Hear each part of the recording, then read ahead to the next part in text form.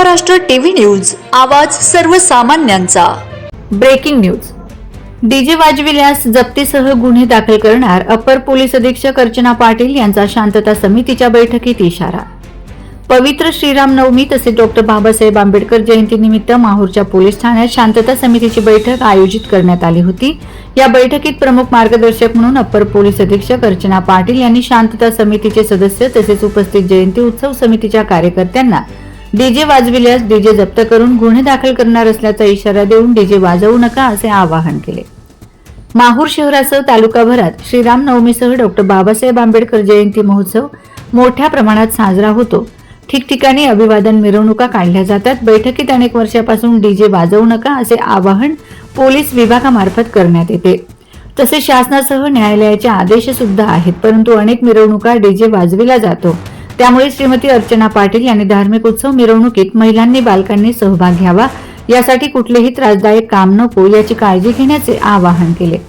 यावेळी शांतता बैठकीत अपर पोलीस अधीक्षक अर्चना पाटील, पोलीस निरीक्षक देवीदास चोपडे, सहाय्यक पोलीस निरीक्षक शरद घोडके, पत्रकार सुरेखा तळणकर, ज्येष्ठ पत्रकार विजय आमले, वसंत कपाटे, नंदकुमार जोशी, राज ठाकूर, नगरसेवक गोपू महामुने, मनोज कीर्तने, मेघराज जाधव, आकाश कांबळे, अपिल बेलखोडे, निसार कुरेशी, रावजी राठोड, कैलास फड, पत्रकार इलियास बावाणी यांच्यासह कार्यकर्ते, पोलीस बंधू मोठ्या संख्येने उपस्थित होते।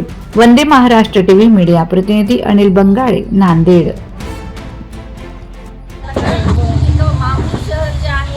भारतात प्रसिद्ध आहे रेणुका देवीसाठी आणि सध्या खूप मोठ्या प्रमाणात भाविक पण येत आहेत। आता सुट्ट्या आहेत, परत ते बोरा देवीची तिकडे जाणारे पण बऱ्यापैकी दर्शनासाठी इथे येऊन तिकडे जातात। जर शहरात काही अनुचित घटना घडली तर तुमचं गावात बदनाम होणार ना, ते माहूर शहराचं नाव खराब होणार।